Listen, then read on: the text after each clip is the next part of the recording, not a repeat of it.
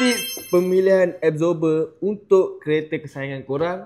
Korang boleh tengok video ni sampai habis guys. Assalamualaikum dan selamat pagi. Salam sejahtera. Salam satu Malaysia guys. Yang pertama, dekat Mr. Absorber, kita orang ada brand Pro Expert guys, yang color merah ni. Yang Pro Expert ni sesuai untuk korang yang selalu ataupun kerap bawa barang berat ataupun naik ramai guys. Yang kedua pula, kita orang ada absorber dari Kayaba RS Ultra guys. Yang ini sesuai untuk korang yang kurang muatan ataupun jarang bawa barang tapi korang nak handling yang better sikit, jawapan dia adalah Kayaba RS Ultra guys. Yang ketiga pula, absorber yang color hitam ni.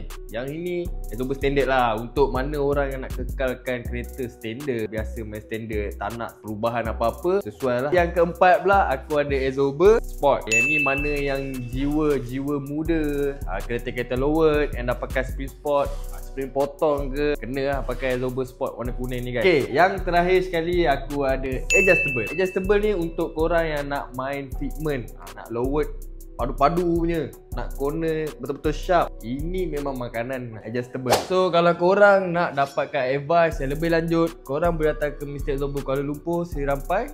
Boleh cari aku Khairul dengan tim-tim aku guys. Cara